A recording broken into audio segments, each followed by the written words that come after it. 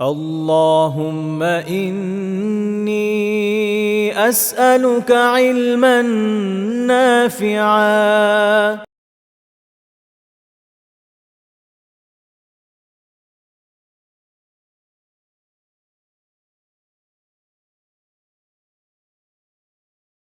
وسلام على عباد الذين اصطفى. أما بعد فأعوذ بالله من الشيطان الرجيم. بسم الله الرحمن الرحيم. ألم تر إلى الملأ من بني إسرائيل من بعد موسى إذ قالوا لنبي له ابعث لنا ملكا نقاتل في سبيل الله قال هل عسيتم إن كتب عليكم القتال ألا تقاتلوا قالوا وما لنا ألا نقاتل في سبيل الله وقد أخرجنا من ديارنا وأبنائنا فلما كتب عليهم القتال تولوا إلا قليلا منهم والله عليم بالظالمين. আল্লাহ সুবহানাহু ওয়া তাআলার দরবারে আমরা অসংখ্য গণিত শুকরিয়া আদায় করছি। আল্লাহ সুবহানাহু ওয়া তাআলা আমাদেরকে দারসুল ইমানের আরেকটি হালাকাতে অংশগ্রহণ করার তৌফিক দান করছেন। আলহামদুলিল্লাহ। আমাদের পক্ষ থেকে অসংখ্য গণিত দুরূদ ও সালাম আমাদের প্রিয় নবী মুহাম্মদ সাল্লাল্লাহু আলাইহি ওয়াসাল্লামের প্রতি, তার সম্মানিত পরিবার পরিজন সাহাবায়ে কেরামের প্রতি। সম্মানিত দিনী ভাই বোনেরা, আমরা ঈমান বির রসুল নবী রাসূলদের প্রতি আমাদের বিশ্বাস কেমন হবে এই অধ্যায়টা নিয়ে আলোচনা করছিলাম, এবং এই অধ্যায়টা আলোচনা করতে গিয়ে কোরআনুল কারীমের মধ্যে নবী রাসূল মধ্যে যাদের নাম মেনশন করা হয়েছে তাদের জীবনী নিয়ে আমরা আলোচনা করছিলাম। তো আদম আলী সালামের জীবনী থেকে শুরু করে নিয়ে আমরা সর্বশেষ হযরত ইউনুস আলী জীবনী পর্যন্ত আলোচনা করেছিলাম। ইউনুস আলী পরে যে নবীর সিরিয়াল আসে কোরআনুল কারীমে, যার কথা মেনশন করা হয়েছে আর কি, আফটার টাইম বিং, আমি টাইম বিং ফলো করার যেটা বিষয় সেটা করে যদি বলি, তাহলে এর পরের নবী হচ্ছেন দাউদ আলী। আজকে আমরা যতটুকু পারি সময়ের মধ্যে দাউদ আলাইহিস সালামের জীবনী নিয়ে কথা বলবো। আহ, চেষ্টা করব আজকের মধ্যেই শেষ করার, কিন্তু ওনার জীবনীর বিভিন্ন দিক আলোচনা বেশ লম্বা, তো সেজন্য হয়তো নাও শেষ হতে পারে আর কি। দেখা যাক সময় কি বলে। ওমা তৌফিক ইল্লা বিল্লাহ। আল্লাহ সুবহানাহু ওয়া তাআলা এই দুনিয়ার মধ্যে যে সকল নবী রাসূলকে পাঠিয়েছিলেন, তো তোর মধ্যে প্রচুর শক্তি এবং রাষ্ট্র ক্ষমতার অধিকারী করেছিলেন দুজন নবীকে। প্রচুর শক্তি এবং একদিকে হচ্ছে শক্তি সামর্থ্য, আর একদিকে হচ্ছে রাষ্ট্র ক্ষমতার অধিকারী হওয়া। এই দুটা বিষয় একই সাথে দুজন নবীর ক্ষেত্রে হয়েছিল। একজন নবী হচ্ছেন দাউদ আলী ইসালাম, আর আরেকজন হচ্ছেন দাউদ আলী ইসালামের ছেলে হজরত সুলাইমান আলী ইসালাম। এই দুইজন ব্যতীত আরও যে সকল নবীরা এসেছিলেন, এই নবীদের মধ্যে কেউ কেউ ইসলামিক স্টেটের বা ইসলামী রাষ্ট্রের প্রধান ছিলেন, কিন্তু দাউদ আলী ইসলাম এবং সুলাইমান আলী ইসলাম যেইভাবে বিপুল শক্তির অধিকারী ছিলেন সেইভাবে ছিলেন না। যেমন দাউদ আলী ইসলাম বা সুলাইমান আলী ইসলাম, ওনাদের একটা স্পেশালিটি ছিল, ওনারা পশু পাখির ভাষা পর্যন্ত বুঝতেন। এগুলাও ওনাদের সাথে কমিউনিকেট করতে পারতো। কিন্তু অন্যান্য নবীদের ক্ষেত্রে এইভাবে ওনারা যেইভাবে সব ধরনের ক্ষমতার ক্ষেত্রে এক্সপার্ট ছিলেন, আল্লাহ সুবহানাহু ওয়া তাআলা এই এক্সপার্টিসটা তাদেরকে দিয়েছিলেন, এইভাবে অন্য নবীদের ক্ষেত্রে সেভাবে ছিল না। দাউদ আলী ইসলাম, উনি তার যে রাজত্ব যেটা ছিল, এই এলাকাটা ছিল হচ্ছে বর্তমান সময়ে যে ফিলিস্তিন আছে, ফিলিস্তিন, তারপর হচ্ছে ইরাক, তারপর হচ্ছে তৎকালীন সময় তো আল্লাহ রসুলের যুগে শাম ছিল নাম, বর্তমানে যে সিরিয়া, তো সিরিয়া, ইরাক, ফিলিস্তিন, জর্ডান, এই যে পুরা এলাকা যেটা, এই পুরা এলাকায় রাজত্ব ছিল হচ্ছে দাউদ আলী সালামের। আল্লাহ সুবহানাহু ওয়া তাআলা কোরআনুল কারীমের প্রায় 20টার অধিক আয়াতে দাউদ আলী সালাম সম্পর্কে আলোকপাত করেছেন। সময়ের বিবেচনা যদি বলি যে দাউদ আলী সালাম কখন এসেছিলেন এই পৃথিবীতে, তাইলে মুফাসসিরিন যারা আছেন, কোরআনুল কারীমের ব্যাখ্যা যারা করেছেন বা ইতিহাস চর্চা যারা করেছেন, কোরআন হাদিসের আলোকে আর কি, কোরআন হাদিসের আলোকে ইতিহাস চর্চা, তো এই সকল বিষয়কে সামনে রাখলে একটা ধারণা পাওয়া যায় যে অ্যারাউন্ড 1500 ইয়ার্স এগো, রাসূল সাল্লাল্লাহু আলাইহি ওয়াসাল্লাম নবী হওয়ার আরো প্রায় 1500 বছর আগে দাউদ আলী সালাম উনি এই পৃথিবীতে নবী হিসেবে ছিলেন। এবং ওনার এই যে শক্তি সামর্থ্য, এই শক্তি সামর্থ্য থাকা অবস্থায়ও তিনি আল্লাহ সুবহানাহু ওয়া তাআলার প্রতি খুবই অনুগত ছিলেন। এবং আল্লাহ রসুল সাল্লাল্লাহু আলাইহি ওয়াসাল্লামকে সান্ত্বনা দিতে গিয়ে আল্লাহ রসুল সাল্লাল্লাহু আলাইহি ওয়াসাল্লামকে আল্লাহ তাআলা দাউদ আলাইহিস সালামের কথা মেনশন করেছিলেন। যেমন কোরআন কারীমে একটা আয়াত আছে, ওয়াসবির আলা মা ইয়াকুলুনা ওয়াযকুর আবদানা দাউদা যাল আইদি ইন্নাহু আওয়াব। ওয়াসবির, আপনি ধৈর্য ধারণ করেন, সবর করেন, আলা মা ইয়াকুলুন, তারা যা বললে এগুলা দিয়ে আপনি কষ্ট পাবেন না, ধৈর্য ধারণ করেন। ওয়াযকুর আবদানা দাউদা যাল আইদি, আপনি আমার বান্দা দাউদের কথা স্মরণ করেন। দাউদ কিন্তু খুব শক্তিশালী ছিল। যাল আইদি মানে হচ্ছে এখানে শক্তিশালী বোঝানো হয়েছে আর কি। তো এই শক্তিশালী আমার বান্দা, শক্তিশালী হাতের অধিকারী আমার বান্দা দাউদের কথা আপনি স্মরণ করেন। হুম, সেও তো আমার অনুগত ছিল। তো এরা যা বলে আপনি এগুলো ইগনোর করেন, এগুলো ইগনোর করেন। ইন্নাহু আউয়াব, নিশ্চয়ই সে ছিল আউয়াব, মানে হচ্ছে প্রত্যাবর্তনশীল, ফিরে আসা, অর্থাৎ যেদিকেই যায় রবের কাছে ফিরে আসবে। দাউদ আলী ইসলামের আরেকটা স্পেশালিটি ছিল, উনি দুনিয়াতে প্রায় 100 বছর বেঁচে ছিলেন। তো এই 100 বছরের মধ্যে ওনার 60 বছর বাঁচার কথা ছিল। কিন্তু দাউদ আলী সালাতামের যে বাহ্যিক চেহারা এটা খুবই সুন্দর ছিল, পাশাপাশি ওনার কণ্ঠ অনেক সুন্দর ছিল। আপনারা হয়তো জেনে থাকবেন যে দাউদ আলী সালাতামের প্রতি আল্লাহ সুবহানাহু ওয়া তাআলা একটি কিতাব নাজিল করেছিলেন, আসমানি গ্রন্থ, ডিভাইন বুক। এটার নাম ছিল হচ্ছে জাবুর। এই জাবুর উনি যখন তেলাওয়াত করতেন তখন মানুষটা তো মুগ্ধ হয়ে শুনতোই, মানুষের পাশাপাশি পানিতে যে সকল প্রাণী ছিল, পানিতে কি প্রাণী আছে, মাছ আছে, আরও যে সকল জলজ প্রাণী, এগুলা চলে আসতো হচ্ছে ওনার এই তেলাওয়াত শোনার জন্য, এই পরিমাণ সুন্দর কণ্ঠ ছিল। তো ওনার যে পার্সোনালিটি, এই পার্সোনালিটিতে বিমোহিত হয়ে আদম আলী সালাতাম দাউদ আলী ইসালামকে ওনার নিজের জীবনী থেকে, ওনার হায়াত থেকে 40 বছর দিয়েছিলেন। আদম আলী ইসলামের জীবনী ছিল হচ্ছে 1000 বছরের। তো এই 1000 বছর থেকে দাউদ আলী ইসলামকে উনি 40 বছর হাদিয়া দিয়েছিলেন। পরবর্তীতে উনি 960 বছরের মতো দুনিয়াতে বেঁচে ছিলেন। আর দাউদ আলী ইসলামের যেটা 60 বছরের জিন্দগি ছিল সেটা 100 বছরে এক্সটেনশন হয় আর কি। দাউদ আলী সালাতামের নবুয়তের পূর্ব সময়ের কথা যদি আমরা আলোচনা করি, সেই পূর্ব সময়ের কথা আলোচনা করতে হলে মুসা আলী ইসলাম এবং হারুন আলী ইসলামের জীবনের একটা দিক আলোচনা করতে হয়। সেটা কি? সেটা হচ্ছে যে মুসা আলী ইসলাম এবং হারুন আলী ইসলাম তাদের উম্মত সহ যখন তারা লোহিত সাগর পাড়ি দিয়ে তারা যখন ওই পারে চলে গেলেন, ফেরাউন যখন তাদেরকে আর পাকড়াও করতে পারলো না, তার সে যখন মারা গেল, তাকে যখন আল্লাহ সুবহানাহু ওয়া তাআলা পানিতে ডুবিয়ে মারলেন, তখন মুসা আলী ইসলাম এবং হারুন আলী ইসলাম এবং তাদের যারা অনুসারী ছিলেন তাদেরকে নিয়ে শামে, অর্থাৎ বর্তমান যে সিরিয়া, সেখানে গিয়ে বসবাস শুরু করলেন এবং সেখানে সবাই যে পিসফুল লিভিং যেটা বলা হয় আর কি, শান্তিতে বসবাস, সেটা করতে লাগলেন। একটা পর্যায়ে আল্লাহ সুবহানাহু ওয়া তাআলা তাদেরকে আদেশ করলেন যে তারা তাদের আগের যে জায়গা ফিলিস্তিন, সেখানে যাতে তারা ফিরে আসেন। তো ফিলিস্তিনে ফিরে এসে দেখলেন যে এখানে আর একটা জাতি, অত্যন্ত শক্তিশালী জাতি, তারা এটাকে দখল করে আছে। তো আল্লাহ তাআলা তাদেরকে আদেশ করলেন যে তোমরা এখানে দিনের দাওয়াত দিবে, এবং দিনের দাওয়াতের পদ্ধতি কি, যে দাওয়াত দিবে সে তারা যদি কবুল না করে বা কোনো প্রকার কোনো সন্ধি বা একটা এগ্রিমেন্ট এগুলোতে না আসলে লড়াই। তো যখন আসলেন তারা ফিরে এসে দেখা গেল যে এখানে তো আরো শক্তিশালী আরেকটা দল, এবং তারা হচ্ছে গ্রহণ তো করবেই না, বরং এদের উপর অত্যাচার নির্যাতন করা শুরু করলো। এই যে জাতি, এই জাতির নাম ছিল হচ্ছে আমালেকা, কৌমে আমালেকা। আপনারা হয়তো নাম শুনলে শুনেও থাকতে পারেন, কৌমে আমালেকা। এরা তখন ফিলিস্তিনে বসবাস করছিল।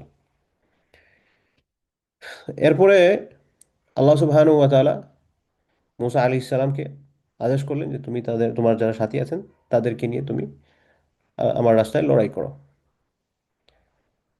কিন্তু ওই যে আমি বিভিন্ন আলোচনায় বলছিলাম যে মুসা আলী ইসলামের জাতি এটা মানে এত পরিমাণ উচ্ছৃঙ্খল একটা জাতি ছিল, এবং এত পরিমাণ অবাধ্য একটা জাতি ছিল যে একটু ফাঁকফোকর পেলেই তারা হচ্ছে মূল যে ট্র্যাক, সেই ট্র্যাক থেকে তারা ছুটে যেত আর কি, দূরে চলে যেত, এরকম একটা অবস্থা। তো তারা যে আগে বসে বসে খাচ্ছিল, আরামসে আসে, তাদেরকে আবার বিলাসিতা পেয়ে বসলো। মুসা আলী ইসলামকে যখন আদেশ করা হলো এই কওমে আমালেকা ফিলিস্তিনে যারা বসবাস করে তাদের সাথে লড়াই করার জন্য, তখন মুসা আলাইহিস সালামের যারা অনুসারী ছিল তারা বলল, ইযহাব আনতা ওয়া রাব্বুকা ফাকাতিলা ইন্না হাহুনা কাঈদুন। এই বেয়াদব গোষ্ঠী বলে, ইযহাব আনতা ওয়া রাব্বুকা, আপনি এবং আপনার রব যান, ফাকাতিলা, আপনারা দুইজন গিয়ে যুদ্ধ করে আসেন, ইন্না হাহুনা কাঈদুন, আমরা এখানে বসে আছি। কেমন বেয়াদব, চিন্তা করেন যে আপনি এদেরকে সাথে নিয়ে গেছেন, সাথে নিয়ে যাওয়ার পর আপনি হচ্ছেন লিডার, আপনার যারা অনুসারী আছে বলছে যে আমরা এখানে বসে আছি, আপনি যান, গিয়ে আপনার কাজ সেরে আসেন। তো আপনি যদি বস হয়ে থাকেন, আপনার অধীনস্থ তারা যদি আপনাকে এভাবে বলে, আপনার কেমন লাগবে বলেন? সেখানে আল্লাহ নবী মুসা আলী ইসলামকে তারা বলতেছে যে আপনি এবং আপনার রব, আপনারা যান, গিয়ে লড়াই করে আসেন, আমরা এখানে বসে আছি। এই যে বেয়াদবিটা করলো, এই বেয়াদবির পর মুসা আলী সালাতাম বেশ হতাশ হয়ে গেলেন এদের ব্যাপারে। এবং এর কিছুদিন পরই মুসা আলী ইসলাম এবং হারুন আলী ইসলাম দুইজন দুনিয়া থেকে বিদায় হন। মোটামুটি 3 বছরের মাথায়, দুজনের ইন্তেকাল হয়ে যায়। এখন দুজন নবীর যখন ইন্তেকাল হয়ে যায়, তারা তো এমনিতেই ছিল উচ্ছৃঙ্খল, ফাঁক ফুকর পেলে। যে মুসা ইসলামের জিন্দগি যখন আলোচনা করেছিলাম, গুবৎসের পূজার কথা বলেছিলাম, যে গরুর বাছুরকে তারা পূজা করা শুরু করলো, বা কত ধরনের অবাধ্যতা। এখন যখন আল্লাহর নবীগণ দুনিয়া থেকে চলে গেলেন, তখন তাদেরকে আল্লাহ সুবহানাহু ওয়া তাআলা শাস্তি হিসেবে তিহ নামে একটা এরিয়া ছিল আর কি, উপত্যকা। এই তিহের অবস্থাটা ছিল মিশর এবং সিরিয়ার মাঝখানে। মিশর এবং সিরিয়ার মাঝখানে এই যে উপত্যকা বা প্রান্তর, যেটা এই তিহ একটা ওপেন প্লেস, সেখানে আল্লাহ সুবহানাহু ওয়া তাআলা এই মুসা আলাইহিস সালামের উম্মতকে, এই জাতিকে একটা ওপেন প্রিজনের মতো আর কি, যে এদিকে যাওয়ার রাস্তা নাই, ওইদিকেও যাওয়ার রাস্তা নাই, ওই জায়গায় তাদেরকে আবদ্ধ করে রেখে দেন। দীর্ঘ একটা সময় সেখানে অতিবাহিত করার পর তারা যখন একটু মোটামুটি মূল ট্রেকে ফিরে আসলো, তখন মুসা আলী সালাতামের একজন খাস শিষ্য ছিলেন, বা খাস সাহাবী বলতে পারেন আর কি, সঙ্গী। যেমন রাসূল সাল্লাল্লাহু আলাইহি ওয়াসাল্লাম এর প্রথম সারির সঙ্গী হচ্ছেন আবু বকর রাদিয়াল্লাহু আনহু, তারপর হচ্ছেন ওমর রাদিয়াল্লাহু আনহু, উসমান রাদিয়াল্লাহু আনহু, আলী রাদিয়াল্লাহু আনহু, এরকম যেরকম। তো মুসা আলী সালাতামের যে সঙ্গী, তাদের মধ্যে সবচেয়ে বেশ প্রসিদ্ধ যিনি ছিলেন, এবং মুফাসসিরিনে কেরামের কেউ কেউ বলেছেন উনি পরবর্তীতে নবীও হয়েছেন, ওনার নাম হচ্ছেন ইউশা ইবনে নুন। ইউশা ইবনে নুন। তো পরবর্তীতে উনার নেতৃত্বে এই ফিলিস্তিনে যে আমালেকা সম্প্রদায়, এই আমালেকা সম্প্রদায়ের বিরুদ্ধে উনার নেতৃত্বে লড়াই হয়, এবং লড়াইয়ের পরে আমালেকা সম্প্রদায় তারা পরাজিত হয়, এবং এই এলাকায় দ্বীন হানিফ অর্থাৎ একত্ববাদের যারা অনুগত, এক আল্লাহর যারা ইবাদত করেন, ইসলাম, তাদের কাছে এটা হস্তগত হয়, তারা সেখানে বসবাস করা শুরু করেন। ওই আগে যেভাবে বলে আসছিলাম যে কিছুদিন ভালো যায়, কিছুদিন আবার দেখা যায় সদায় ধরে ফেলছে, কিছুদিন পর আবার ওনারা বিলাসিতায় ঘা ভাসিয়ে দেয়। অত্যাচার, অনাচার, জুলুম, নির্যাতন, পাপাচার যা কিছু আছে, সমস্ত সব কিছু চলে আসে। তারা যখন হেদায়েতের উপর থেকে চলে যায়, আল্লাহর সিস্টেম হচ্ছে যে সমাজের মধ্যে যখন পাপাচার, বেবিচার, অনাচার, অবিচার, এই সকল বিষয় যখন বেড়ে যাবে, আল্লাহ সুবহানাহু ওয়া তাআলা তখন জালেম শাসক তাদের উপর চাপিয়ে দেন। তো তারা যখন এইভাবে লিপ্ত হলো, আল্লাহ সুবহানাহু ওয়া তাআলা আবার তাদের উপর, আমালিকা যাদেরকে তারা পরাজিত করেছিল, এই আমালিকাদেরকে আবার আল্লাহ তাআলা ক্ষমতা এনে দিয়েছেন। এখান থেকে আমাদের জন্য একটা শিক্ষা আছে। এটা দেখা যায় অনেক সময় অনেক সোশ্যাল রেভলিউশন হয়, সামাজিক বিপ্লব। তো অনেক সময় বিপ্লবের পরে দেখা যায় যারা বিপ্লবী ছিলেন, এই বিপ্লবীরা যখন নেতৃত্বে আসেন, তখন ক্ষমতার লোভ, টাকা পয়সার লোভ, নেতৃত্বের লোভ তাদেরকে যে কাজ করার জন্য তারা এখানে এসেছিলেন সেই কাজটা ভুলিয়ে দেয়। যে কাজের জন্য তারা বিপ্লবটা সাধন করেছিলেন, সেই কাজটা তারা ভুলে যান। রেভলিউশনের যে মেইন এইম যেটা ছিল, সেই মেইন এইমটা থেকে তারা দূরে সরে যান। প্রচলিত ব্যবস্থায় যখন গা ভাসিয়ে দেন, লোভ লালসায় যখন নিজেদেরকে প্লাবিত করেন, তখন এমনও হতে পারে যে যাদেরকে হঠিয়ে বিপ্লব করা হয়েছিল তাদেরকে হয়তো আবার এনে মাথায় চাপিয়ে দেওয়া হতে পারে। এবং আল্লাহ সুবহানাহু ওয়া তাআলার সিস্টেমই হচ্ছে এটা, দেন এরা কওমে আমালিকাকে পরাজিত করেছিল, তারা হেদায়েতের উপরে ছিল, আল্লাহর সহযোগিতা তারা পেয়েছে। কিন্তু আবার যখন অত্যাচার, অবিচার, পাপাচার এগুলোর মধ্যে নিজেদেরকে ভাসিয়ে দিল। আল্লাহ তাআলা আবার ওই কৌমে আমালিকাকে এনে তাদের উপর চাপিয়ে দেন। এজন্য সমাজে যারা বসবাস করেন তাদের উপর আবশ্যক হচ্ছে সমাজের অনাচার অবিচার এগুলোর বিরুদ্ধে কথা বলা, সক্ষমতা অনুযায়ী প্রতিরোধ করা। কারণ সমাজে যদি এগুলা বিস্তার হয় তাহলে এটার জন্য যে পানিশমেন্ট, এই পানিশমেন্টটা কিন্তু সমাজের একজন দুইজনের উপরে আসবে না, আসলে তখন কিন্তু সবার উপরেই আসবে এবং সবাইকেই সাফার করতে হবে। এটা হচ্ছে আমাদের জন্য একটা বড় লেসন এখান থেকে। যাই হোক, তো আবার যখন কৌমে আমালিকাকে চাপিয়ে দেওয়া হলো, এরা তখন আবার হচ্ছে, আমরা যে এটা স্লেজিং ল্যাঙ্গুয়েজ ইউজ করে বলি যে হচ্ছে মাইন্ড কাচিপায় পড়ছে আর কি। আবার যখন তারা হচ্ছে নির্যাতনের শিকার হতে লাগলো, এইভাবে অনেক দিন কেটে যায়। অনেক দিন কেটে যাওয়ার পর তাদের আর তো ফিরে আসার কোনো অবস্থা নাই। গেছে তো গেছে, আর তো পারতেছে না কোনোভাবে। তখন তৎকালীন সময়ে সেখানে একজন নবী ছিলেন। এই নবীর নাম কি ছিল? বিভিন্ন ব্যাখ্যা গ্রন্থে পাওয়া যায় আর কি, তাফসির গ্রন্থ পাওয়া যায়, বা ইতিহাস চর্চা যারা করেছেন তাদের বইয়ের মধ্যে পাওয়া যায় যে ওনার নাম ছিল হচ্ছে শ্যামুয়েল। শ্যামুয়েল, আল্লাহ তাআলা ভালো জানেন। তো এরা ওই নবীর কাছে যায়, নবীর কাছে গিয়ে বলে আপনি আল্লাহর কাছে দোয়া করেন আল্লাহ তাআলা যাতে একজন লিডার, একজন নেতা, একজন সেনাপতি তিনি যাতে যেন আমাদের জন্য প্রেরণ করেন, যার নেতৃত্বে আমরা লড়াই করে আমরা বিজয়ী হতে পারবো এবং ভালোভাবে বসবাস করতে পারবো। আল্লাহ তাআলা এটা সূরা বাকারায় মেনশন করেছেন। সূরা বাকারার 246, 47, 48, 49, 50 এই আয়াতগুলো সাধারণত এই সকল ব্যাপারে। নাম্বার এক দুইটা হয়তো এদিক সেদিক হতে পারে, যাদের তাফসীর পড়ার অভ্যাস আছে আপনারা দেখতে পারেন ইনশাআল্লাহ। 240-এর পর থেকে খুঁজবেন, এর মধ্যে পেয়ে যাবেন। আল্লাহ তাআলা বলেন, আলাম তারা ইলাল মালাঈ মিন বানি ইসরাঈল মিন বাদি মূসা। আলাম তারা, আপনি কি দেখেন না? ইলাল মালাঈ মিন বানি ইসরাঈল মিন বাদি মূসা, মূসা আলী ইসলামের পরে বনি ইসরাইলের যারা নেতৃস্থানীয় লোকজন ছিল, তারা ইদ কালু লিনাবিয়্যিল্লাহুম, তারা তাদের নবীকে বলছিল। নবীকে, ওই যে সামুয়েল যার কথা বললাম আর কি, ওনাকে বলছিল ইবআস লানা মালিকান নুকাতিল ফি সাবিলিল্লাহ, যে আমাদের জন্য আপনি একজন নেতা পাঠান। মানে আপনি আল্লাহর কাছে দোয়া করেন আল্লাহ যেন আমাদেরকে একজন মালিক, মালিক মানে এখানে বাদশাহ, শাসক, নেতা যাতে প্রেরণ করেন। প্রেরণ করলে কি হবে? নুকাতিল ফি সাবিলিল্লাহ, আমরা আল্লাহর রাস্তায় লড়াই করব।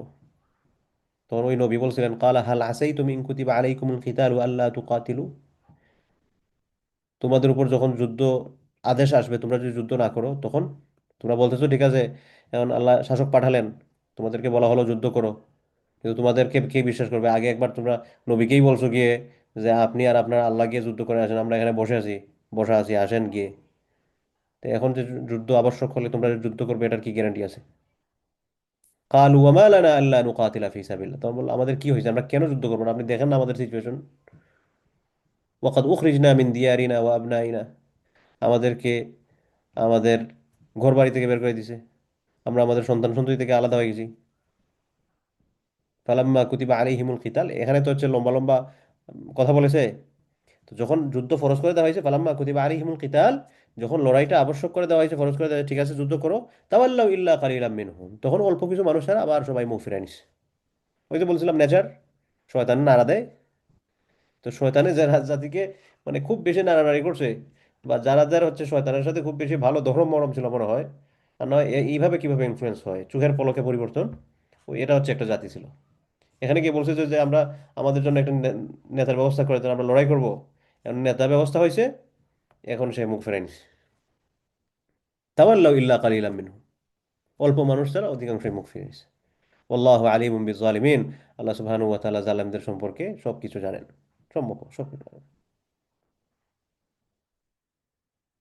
এরপরে আল্লাহ সুবহানাহু ওয়া তাআলা বলেন ওয়াকাল লাহুম নাবিয়্যুহুম ইন্নাল্লাহ কাদ বা'আথা লাকুম তালুতা মালিকা, যে নবী তো আল্লাহর কাছে দোয়া করছেন আল্লাহ একজনের ব্যবস্থা করে দেন।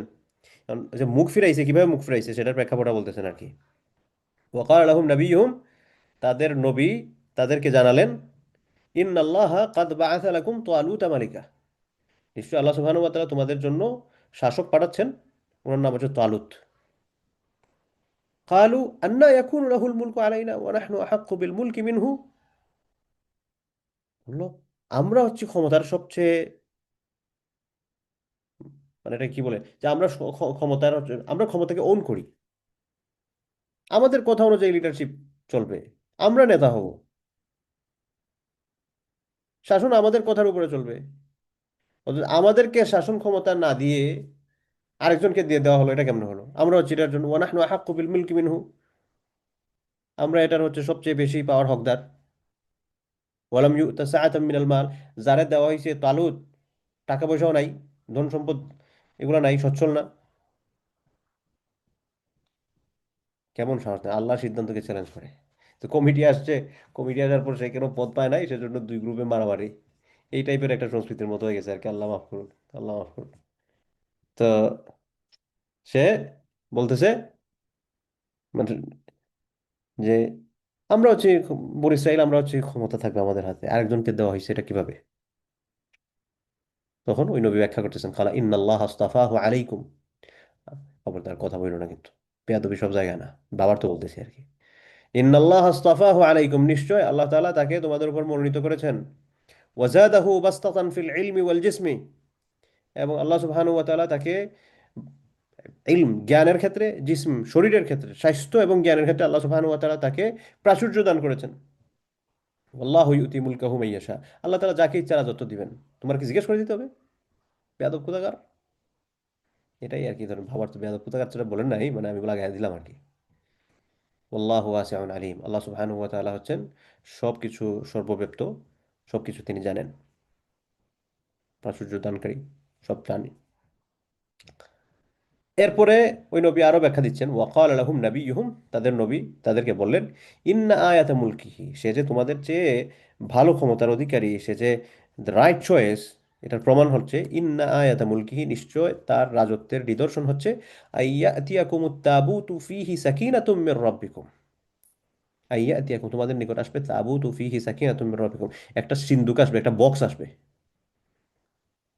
তোমার প্রভুর পক্ষ থেকে। ওয়াবাকাইয়াতুম মিম্মা তারাকা আলু মূসা ওয়া আলু হারুন তাহমিলুহুল মালায়েকা, এই বক্সের মধ্যে মূসা, মূসার পরিবার, হারুনের পরিবার, তাদের যে সকল ব্যবহৃত জিনিসপত্র ছিল, এটা এটার মধ্যে থাকবে। তাহমিলুহুল মালায়েকা, যেটাকে হচ্ছে ফেরেশতারা বহন করবেন। মানে কি? মানে হচ্ছে মূসা আলী সাল্লাম এবং হারুন আলী ইসলাম যখন মারা গেলেন, মারা যাওয়ার পর তাদের ব্যবহৃত যে সকল জিনিসপত্র, এই সকল ব্যবহৃত জিনিসপত্রগুলো তার যারা সঠিক অনুসারী যারা ছিল আর কি, তারা এটাকে একটা বাক্সবন্দি করে এটাকে রেখেছিলেন, এবং এটাকে তারা একটা পবিত্র জিনিস বা এই টাইপের তারা মনে করতেন আর কি, তারা পছন্দ করতেন। তো যখন তাদেরকে এইভাবে আহ, তাদের যে বক্স, যেটা এই বক্সটা, তারা এটাকে বেশ সম্মানীয় জিনিস হিসেবে তারা এটাকে গ্রহণ করলো। একটা পর্যায়ে তারা যখন ওই যে কৌমে আমালিকার সাথে লড়াই করছিল, লড়াইয়ের সময় তারা যখন পরাজিত হয়, তখন এই কওমে আমালিকার যে শাসক, সে হচ্ছে এটাকে ছিনিয়ে নিয়ে চলে যায়। এবং এটার জন্য তারা খুব দুঃখিত, মনোকষ্ট নিয়ে সবসময় থাকে। আরে মানে তাদের এটা প্রাইড ছিল, তাদের একটা পবিত্র জিনিস, শুধুমাত্র প্রাইড না, বরং পবিত্র জিনিস সমস্ত সবকিছু মিলিয়ে এটা তারা কিভাবে ফিরে পাওয়া যায় সেটার জন্য সবসময় চেষ্টা করত। তো ওই তাদের যে নবী, তার কাছে গিয়ে তারা বলছিল, আপনি আল্লাহর কাছে দোয়া করেন আমাদের জন্য, যাতে একজন শাসক পাঠান, একজন নেতা পাঠান, যাদের নেতৃত্বে আমরা লড়াই করব। তো বললেন, তো তালুতকে নেতা নির্বাচন করা হয়েছে। তখন তারা বললো, তালুতের পাওয়ারের উপরে তারা ডাউট করলো। তো নবী বললেন যে, দেখো তালুত কেন ঠিকঠাক, কেন তালুত গুরুত্বপূর্ণ, কেন তালুত রাইট চয়েস, এটার প্রমাণ হচ্ছে তোমরা এই যে বাক্স, যেটা এই বাক্সটা ফেরত পাবে, তার মাধ্যমে এটা ফেরেশতারা বহন করে নিয়ে আসবেন। এখন কিভাবে এটা ফেরত আসলো? যখন আল্লাহ তাআলা বললেন যে এটা ফেরত দিবেন, তখন থেকে ওই এই বাক্সটা তারা যেখানে নিয়ে রাখছিল, সেখানে দুর্ভিক্ষ শুরু হলো। এখান থেকে তারা সরিয়ে অন্য জায়গায় নিল, মানে এই বাক্স যেদিকেই যায় সেখানেই দুর্ভিক্ষ, যেখানে যায় সেখানেই দুর্ভিক্ষ। এবং দুর্ভিক্ষ হতে হতে একটা পর্যায়ে তখন তারা বললো যে, ভাই এ তো মুসিবত, এটা আর রাখা যাবে না, যেখান থেকে আনা হয়েছে সেখানে দিয়ে শুনি। ওই তারা এটা পাঠানোর জন্য তৎকালীন সময় তার গাড়ি ঘোড়া কিছু ছিল না, গরুর একটা গাড়ি বানাইছে, গরুর গাড়ির উপর এটাকে চাপিয়ে তারা এটাকে বলছে, মানে ওইদিকে গরুকে ধাবিত করে সেদিকে দিয়ে দিয়েছে, যেটা ওদিকে চলে যায়। পরবর্তীতে আল্লাহ সুবহানাহু ওয়া তাআলা সেখান থেকে ফেরেশতাদের মাধ্যমে এটাকে নিয়ে আসে।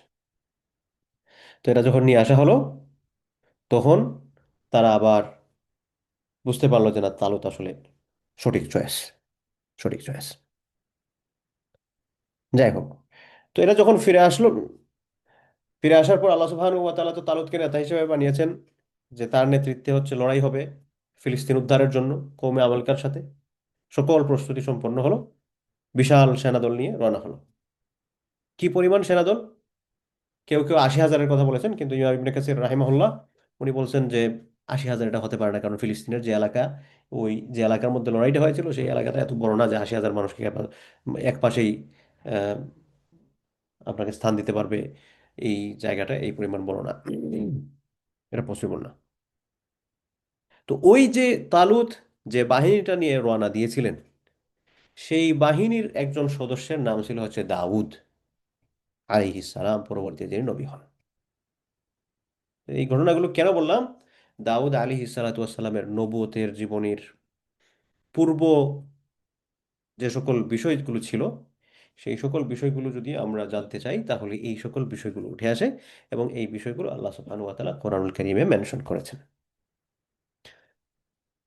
যাই হোক, তো তালুত তার সৈন্যবাহিনী নিয়ে রওনা দিয়েছেন।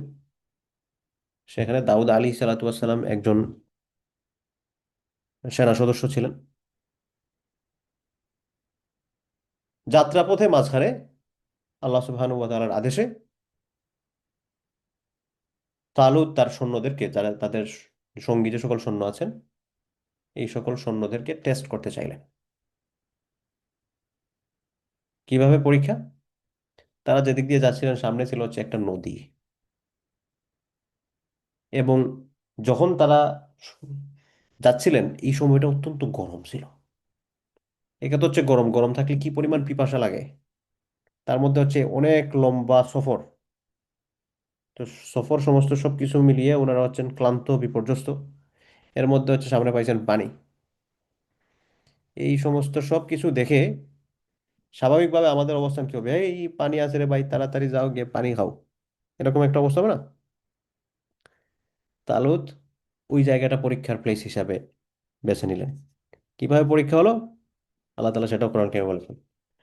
فلما فصل طالوت بالجنود قال إن الله مبتليكم بنهر فمن شرب منه فليس مني ومن لم يطعمه فإنه مني إلا من اغترف غرفة بيده فشربوا منه إلا قليلا منهم فلما جاوزه هو والذين آمنوا معه قالوا لا طاقة لنا اليوم بجالوت وجنوده قال الذين يظنون أنهم ملاقوا الله كم من فئة قليلة غلبت فئة كثيرة بإذن الله والله مع الصابرين লম্বা আয়াত আল্লাহ সুবহানাহু ওয়া তাআলা বলেন, ফালাম্মা ফাসালা তালুত বিল জুনুদ, তালুত যখন তিনি তার সৈন্যবাহিনীদেরকে নিয়ে আলাদা হয়ে রওনা দিলেন, যাবেন, ক্বালা ইন্নাল্লাহা মুবতালিকুম বিনাহার, তিনি বললেন আল্লাহ তাআলা তোমাদেরকে এই নদী দিয়ে পরীক্ষা করবেন। কিভাবে পরীক্ষা? যেই যাত্রাপথে গরম, সবাই পিপাসার্থ, ঠিক আছে, কিন্তু ফামান শারিবা মিনহু ফালাইসা মিন্নি, কেউ যদি এই নদী থেকে পানি পান করে, সে আমার দলের মধ্যে অন্তর্ভুক্ত হবে না। এটাই হচ্ছে, যদি তুমি পানি খাও ফেল। ওয়ামান লাম ইয়াতআমহু, আর যে খাবে না, যে পানি পান করবে না, ফাইন্নাহু মিন্নি, সে হচ্ছে আমার দলের। ইল্লা মান ইগতারাফা গুরফাতাম বিয়াদি, তবে হ্যাঁ, এক ওজলা পরিমাণ পানি খাওয়া যেতে পারে। এটা হচ্ছে পরীক্ষাটা আরো কঠিন করার জন্য। মানে কি, আপনি এমনিতেই হচ্ছেন পিপাসার্ত, এই পিপাসার্ত অবস্থায় আপনি যখন অল্প পানি মুখে নেবেন, তখন আপনার সিচুয়েশনটা কি হবে? আপনার পিপাসা আরো হচ্ছে অনেক গুণ বেশি বেড়ে যাবে, রাইট? তো স্বাভাবিকভাবে দেখবেন যে আপনি যখন এমনিতেই পিপাসার্ত, পিপাসার্ত অবস্থায় আপনি যখন অল্প একটু পানি খাবেন, পানি খাওয়ার সাথে সাথে দেখা যাবে যে আপনার পিপাসা অনেক বেশি বেড়ে গেছে, আরো বেশি বাড়ছে, যেটা না খাইলে ভালো হইতো। তো যখন না খাইলে ভালো হইতো, এখন খেয়ে তো পড়ছেন হচ্ছে আপনি আরো বেশি মুসিবতে। এখন কি করা যায়, করণীয় কি? আপনি আরো বেশি পানি খেয়ে ফেলবেন স্বাভাবিকভাবে। তো আল্লাহ সুবহানাহু ওয়া তাআলা এই জায়গাটা টেস্ট দিছেন যে পানি খাবে না, তবে এক ওজলা পরিমাণ খেয়ে যেতে পারে। এক ওজলা মানে হচ্ছে কি আপনি হাতের তালুতে যতটুকু পানি আটকায়। টেস্ট অনুযায়ী তারা যখন নদী পার হয়ে যাচ্ছিলেন, ফাশারিবু মিনহু ইল্লা কালিলাম মিনহু, অধিকাংশ মানুষই পানি খায়, অল্প না বেশি। ওই যে অল্প খাওয়ার পর আরো পিপাসা বাড়ছে, খাইছে ধুমছে। অল্প কিছু মানুষ আল্লাহর ইনস্ট্রাকশন মেনেছে। এখন পানি টানি খেয়ে নদী যখন পার হয়েছে, কালু লা তাকাতানা আল ইয়াউমা লা তাকাতা লানা আল ইয়াউমা বিজালুতা ওয়া জুনুদিহি, টায়ার্ড হয়েছে, তারা বলছে যে, আমাদের তো তা জালুত, জালুত হচ্ছে ওই কৌমে আমালিকার যে বাহিনী, ওই বাহিনীর প্রধানের নাম হচ্ছে জালুত। বলে, আমাদের জালুত এবং তার বাহিনীর সাথে লড়াই করার ক্ষমতা নাই, আমরা পারবো না। আল্লাহ সুবহানাহু ওয়া তাআলা বলেন, ক্বালাল্লাযীনা ইয়াযুন্নুনা আন্নাহুম মুলাকুল্লাহ, তাদের ইয়াকিন ছিল আল্লাহ সুবহানাহু ওয়া তাআলার সামনে তো একদিন হাজির হতে হবে। ইমানদার যারা, তারা বললো যে ঠিক আছে, আমরা হয়তো সংখ্যায় কম, কিন্তু এরকম কত হয়েছে যে ছোট দল বড় দলের উপর বিজয়ী হয়েছে। কাম মিন ফিয়াতিন কালিলাতিন গালাবাত ফিয়াতান কাসীরাতান বিইذনিল্লাহ, এরকম কত ছোট ছোট দল বড় দলের উপর বিজয়ী হয়েছে। সুতরাং ঠিক আছে, তোমরা যাবে না, আমরা আমরা করবো, ঠিক আছে।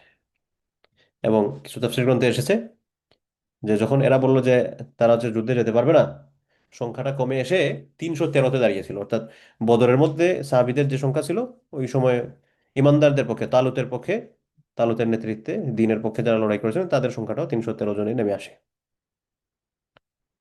তারপর তারা যখন এই কওমে আমালিকা জালুতের মুখোমুখি হলেন, ওয়ালাম্মা বারাজু লিজালুত ওয়া জুনুদিহি ক্বালু রব্বানা আফরিগ আলাইনা সাবরা ওয়া থাব্বিত আকদামানা ওয়ানসুরনা আলাল কওমিল কাফিরিন। তো তারা দোয়া করেন, আল্লাহ রব্বানা আগফির আলাইনা সাবরা আফরিগ আলাইনা সাবরা, আল্লাহ আমাদেরকে ধৈর্য দেন, ওয়া থাব্বিত আকদামানা, আমাদের পাওকে দৃঢ় করেন, মানে আমাদেরকে দৃঢ়পদ রাখেন, আমরা যাতে পরাজিত না হই, পিছনে যাতে না যাই।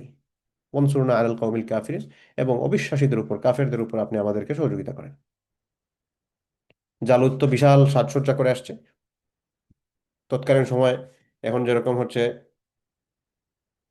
কি B2 মনে হয় বোমারু বিমান হচ্ছে সবচেয়ে অ্যাডভান্স আমেরিকার কাছে যেটা আছে আর কি। তো তৎকালীন সময় হচ্ছে এই B2-র ভূমিকায় ধরেন হাতি ছিল আর কি, যাদের কাছে হাতি আছে তারা হচ্ছে সুপার পাওয়ার কিং। তো জালুত হচ্ছে এমনিতেই তো হচ্ছে তার বাহিনী যেটা অস্ত্রসজ্জায় সজ্জিত ছিল, সে হচ্ছে বিশাল আকৃতির এক হাতিতে সওয়ার হয়ে আসছে এবং আইসা ডিসুম ডিসুম এরকম একটা অঙ্গভঙ্গি বিভিন্ন কিছু করতেছে আর কি। তৎকালীন সময় যুদ্ধের পদ্ধতি ছিল যে গ্রুপ ওয়াইজ ফাইটিংটা শুরু হওয়ার আগে 1-to-1 ফাইট হতো। 1-to-1 কিভাবে, একজন এসে বলতো এই কার সাহস আছে এদিকে আয় এসো, ওই পাশ থেকে একজন, ওই পাশ থেকে একজন, একজন একজন লড়াই। এইভাবে রাউন্ড প্রায় 3 বার হতো। 3 বার হওয়ার পর তারপর হচ্ছে একসাথে যেভাবে পারে আক্রমণে ঝাঁপিয়ে পড়তো আর কি।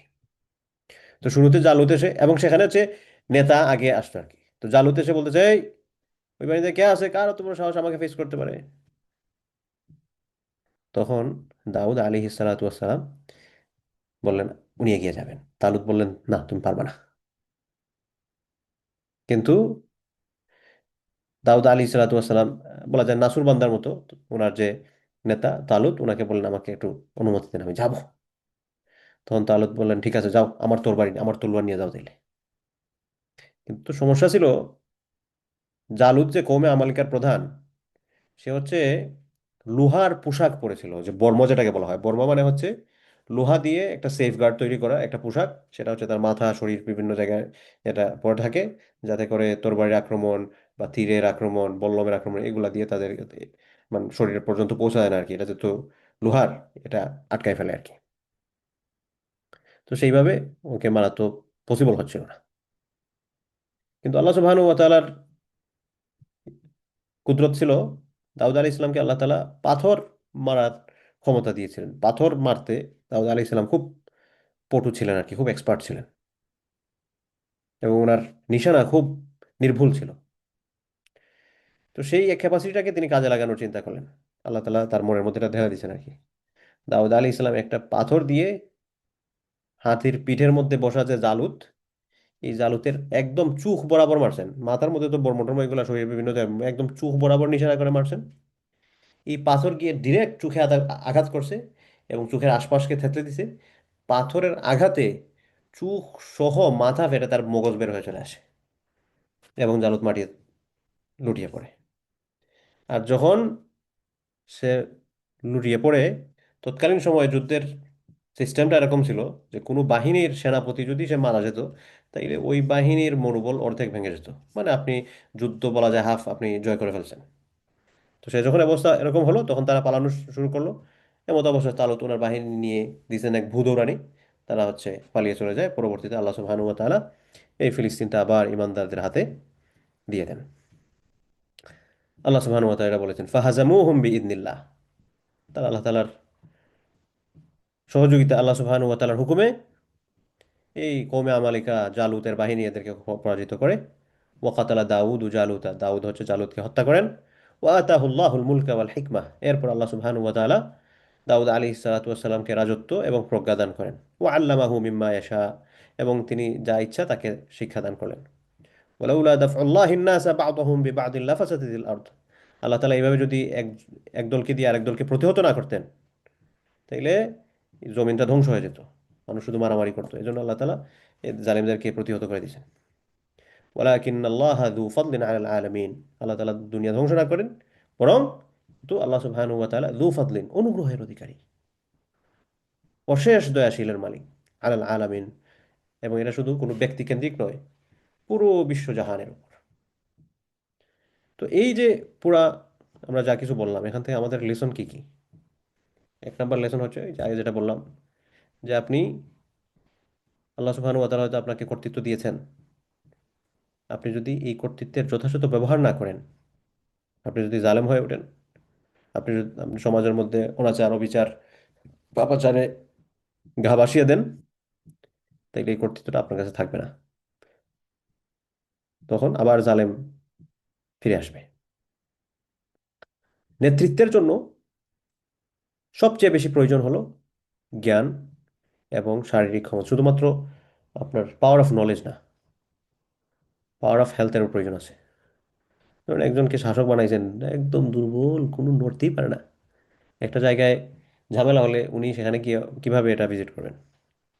কিন্তু সেখানে যদি দেখা যায় দায়িত্বশীল বা রাষ্ট্রনেতা বা সমাজ নেতা, উনি হচ্ছেন একজন শক্তি সামর্থ্যবান মানুষ, একটা জায়গায় একটা মেসাকার হলে বা প্রবলেম হলে উনি সেখানে গিয়ে সশরীরে দেখে আসতে পারবেন। এই জন্য নেতৃত্বের জন্য প্রয়োজন হচ্ছে জ্ঞান এবং স্বাস্থ্যের পাওয়ার দুইটারই, যেটা তালতের মধ্যে ছিল। তো এখানে আমাদের একটা দেখার বিষয় আছে যে আমরা নেতা নির্বাচনের ক্ষেত্রে এই বিষয়টাকে প্রায়োরিটি দেবো। অনেক সময় দেখা যায় যে মানুষজন এই বুড়া লেথর হুইল চেয়ারে চড়ে আসে, ওনাকেও নেতা বানাই ফেলে। রুচিবোধের সমস্যা, রুচিবোধের সমস্যা। যে ব্যক্তি নিজের লুক আফটার করতে পারে না ঠিকঠাক মতো, আপনার কি লুক আফটার করবেন? এরপর হচ্ছে নেতৃত্বের জন্য বংশ, টাকা পয়সা, সম্পদ, এগুলার চেয়ে বড় প্রেফারেবল দিক হচ্ছে ঈমান এবং আল্লাহর উপর নির্ভরশীলতা। মানুষজন সাধারণত নেতা নির্বাচন করে বংশ, টাকা পয়সা, সম্পদ ইত্যাদি দেখে। কিন্তু ইমানদাররা নেতা নির্বাচন করবেন এগুলো দেখে না, বরং কার ঈমান কত পাওয়ারফুল, আল্লাহর উপর তাওয়াক্কুল তার কত বেশি সেটা। এবং নেতা তার অধীনস্থ যারা কর্মী আছেন, এই কর্মীদেরকে টেস্ট করে যাচাই করতে পারেন। আর একটা বড় লেসন হচ্ছে অস্ত্র, জনবল, এইগুলা একটা ওসিলা বা মাধ্যম, এগুলা কখনোই মুক্তির পথ নয় বা বিজয়ের মাধ্যম নয়। বরং বিজয়ের মূল শক্তি হচ্ছে ইমানই, বলে বলিয়ান থাকা। এটা আপনি ইসলামের ইতিহাস আপনি চর্চা করলে দেখবেন যে অনেক সময় অল্প সংখ্যক মানুষ বেশি সংখ্যক মানুষের উপর বিজয় হয়েছেন। কেন? ইমানই বলে, আল্লাহ তাআলার সহযোগিতায়। আর যখনই সংখ্যাধিক্যতার একটা ব্যাপার মাথায় চলে আসছে, সেই সময় একটা ম্যাসাকার হওয়ার পসিবিলিটি। যেমন আপনি হুনাইন যুদ্ধের ইতিহাস দেন। হুনাইন যুদ্ধে মক্কা বিজয়ের সময় তো 10,000 সাহাবী, সেখান থেকে আরো 2,000 যোগ দিয়েছেন, 12,000। মনে হয়েছিল আরে আমরা তো এখন অনেক সংখ্যায়, আমাদেরকে কে পরাজিত করবে? এই চিন্তাটা মাথায় আসার সাথে সাথেই কিন্তু আল্লাহ সুবহানাহু ওয়া তাআলা একটা লেসন দিয়ে দিয়েছেন। হুনাইন যুদ্ধের প্রথম দিকে দেখা গেল যে ওনাদের আহ, সমস্যা হয়ে যাচ্ছে, পরাজিত হয়ে যাবেন অবস্থা। যদিও পরবর্তীতে আল্লাহ সুবহানাহু ওয়া তাআলা সহযোগিতা করেছেন। তো এটা একটা ওয়ার্নিং দিয়ে দিয়েছেন আর কি, এটা ওয়ার্নিং দিয়েছেন। যাই হোক, তো এই হচ্ছে দাউদ আলাইহিস সালাতু ওয়াস সালামের জিন্দেগির শুরু লগ্ন বা তার কৈশোর যৌবনকালের সম্পৃক্ত যে সকল ঘটনা। এরপরের অংশ থেকে ইনশাআল্লাহ তাআলা তৌফিক দিলে কিভাবে নবুয়ত প্রাপ্ত হলেন এবং নবুয়ত পাওয়ার পরের জিন্দেগি কিভাবে কি হলো সেটা আমরা আগামী সপ্তাহে আলোচনা করে আগামী সপ্তাহে ওনার জীবনীটা শেষ করার চেষ্টা করব ইনশাআল্লাহ বিইذنিল্লাহি তাআলা।